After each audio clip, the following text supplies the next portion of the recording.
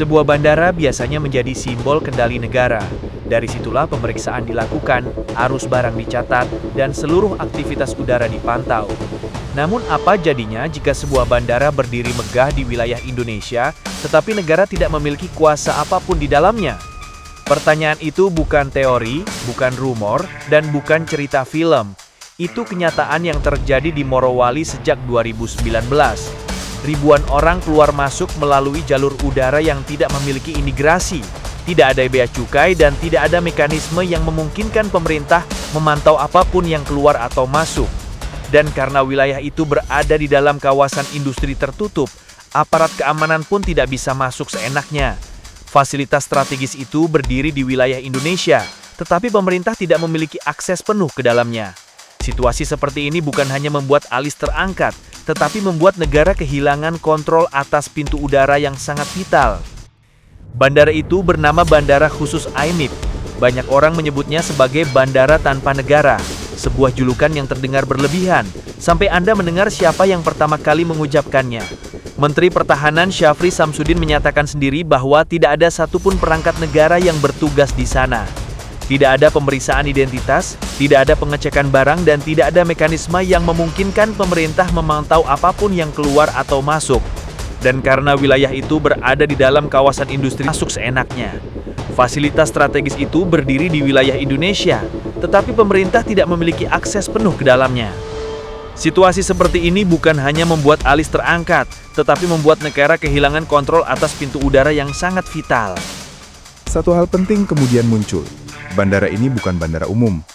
Fasilitas ini berdiri tepat di jantung kawasan industri PT Indonesia Morowali Industrial Park atau IMIP. Ketika sebuah perusahaan memiliki bandara sendiri, itu bukan masalah. Tetapi ketika perusahaan itu bisa mengoperasikannya tanpa kehadiran negara, maka pertanyaannya berubah menjadi, seberapa kuat pengaruh perusahaan itu? Catatan lama dari BPK Sulawesi Tengah tahun 2018 memberi gambaran menarik. Shanghai Decent Investment Group, perusahaan asal Tiongkok, menguasai hampir separuh kepemilikan IMIP. Dua entitas lokal memegang sisanya. Tetapi komposisinya menunjukkan satu hal. Modal asing memiliki posisi yang sangat dominan. Dan ketika kita melihat bagaimana kawasan IMIP berkembang, gambarnya semakin jelas. IMIP awalnya mengelola 1.350 hektar. Tidak lama kemudian melebar menjadi 2.000 hektar. Kini luasnya mencapai 4.000 hektar, 3 kali lipat dari awal. Ekspansi sebesar ini menunjukkan bahwa perusahaan tidak hanya tumbuh, tetapi bergerak dengan kecepatan yang sulit ditandingi otoritas daerah. Beberapa kelompok jurnalis lokal bahkan menduga adanya figur-figur berpengaruh di balik saham dan arah kebijakan IMIP. Bukan tuduhan, tetapi kecurigaan yang tumbuh dari pola-pola ekspansi yang tidak biasa. Dan ketika pola itu dikaitkan dengan keberadaan bandara yang tidak diawasi negara, potongan-potongan puzzle ini mulai terlihat seperti bagian dari gambaran yang jauh lebih besar. Gambaran itu menjadi semakin serius ketika kita menghitung potensi kerugian negara. Tanpa bea cukai, arus barang yang melewati bandara tidak pernah tercatat, apalagi dikenai pungutan resmi. Tidak ada pemeriksaan berarti tidak ada data. Dan tidak adanya data berarti tidak ada pemasukan negara. Jika jalur udara ini digunakan untuk memindahkan barang bernilai tinggi, mineral, atau komponen industri, maka negara kehilangan potensi pendapatan yang seharusnya masuk melalui pintu logistik resmi. Di saat yang bersamaan, Indonesia menghadapi problem besar lain. Lebih dari 1.000 tambang ilegal yang diperkirakan menggerus pendapatan negara hingga 300 triliun rupiah. Morowali menjadi salah satu titik terbesar dari kerusakan itu. Dan hadirnya bandara tanpa negara hanya memperlebar skala masalah. Dengan situasi yang sudah seperti ini, respons pemerintah muncul dengan cepat dan keras. Begitu laporan masuk, Prabowo memanggil sejumlah menteri ke Hambalang, bahkan di hari libur, untuk membahas temuan Satgas Penertiban Kawasan Hutan dan dugaan penyimpangan di wilayah tambang. Tidak lama kemudian, TNI diterjunkan. Operasi ini bukan latihan biasa. Pesawat tempur, helikopter, dan kendaraan taktis digerakkan untuk menunjukkan bahwa Morowali bukan lagi wilayah yang bisa beroperasi sesuka hati. Dalam hitungan minggu, lebih dari 300 hektar tambang ilegal berhasil ditarik kembali menjadi milik negara. Namun langkah ini memicu perdebatan baru. Aktivis HAM menilai bahwa penegakan hukum seharusnya dilakukan oleh aparat sipil, bukan oleh militer. Tetapi menurut Menhan, ini bukan sekedar soal pelanggaran izin tambang. Ini adalah urusan kedaulatan dan keamanan sumber daya strategis negara. Namun perdebatan itu hanya bayangan di belakang layar dibandingkan pertanyaan besar yang mulai muncul. Selama bertahun-tahun, bandara itu beroperasi tanpa pengawasan. Lalu kemana sebenarnya mengalir hasil tambang periode 2019 hingga 2025? Siapa yang memungkinkan sistem sebesar ini tetap berjalan tanpa sentuhan aparat negara?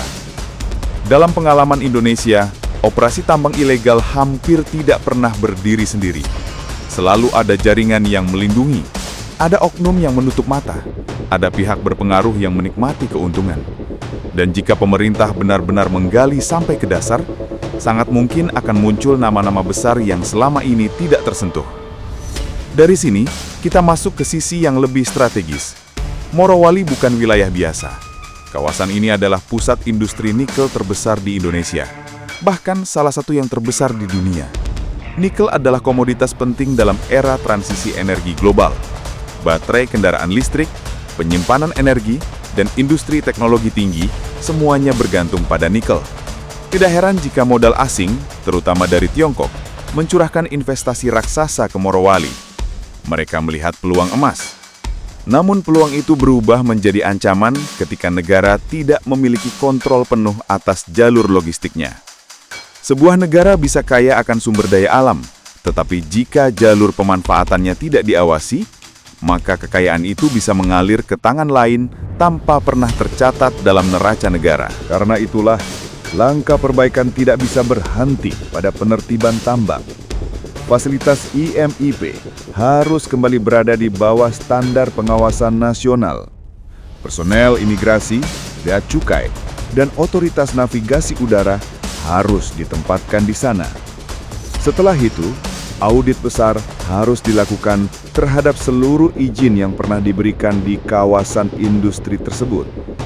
Jika ada penyimpangan, proses hukum harus berjalan dari lapisan terbawah hingga ke pemegang keputusan tertinggi.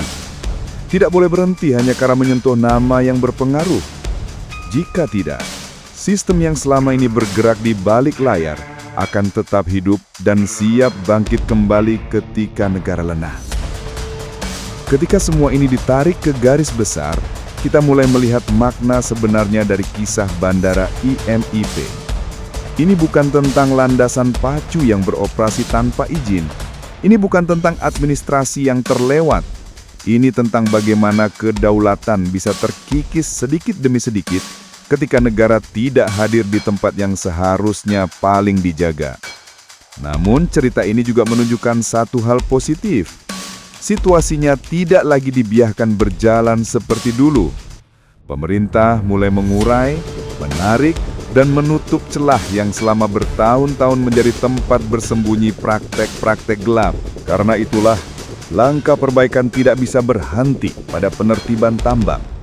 Fasilitas IMIP harus kembali berada di bawah standar pengawasan nasional.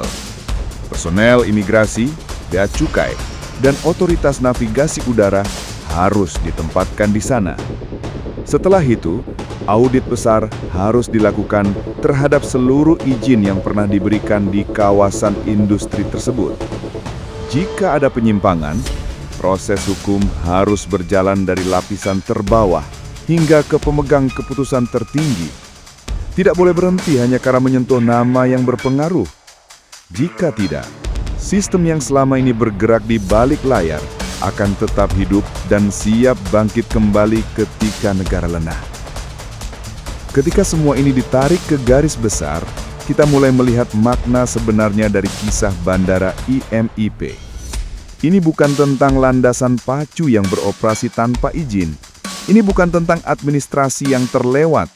Ini tentang bagaimana kedaulatan bisa terkikis sedikit demi sedikit ketika negara tidak hadir di tempat yang seharusnya paling dijaga. Namun cerita ini juga menunjukkan satu hal positif. Situasinya tidak lagi dibiarkan berjalan seperti dulu.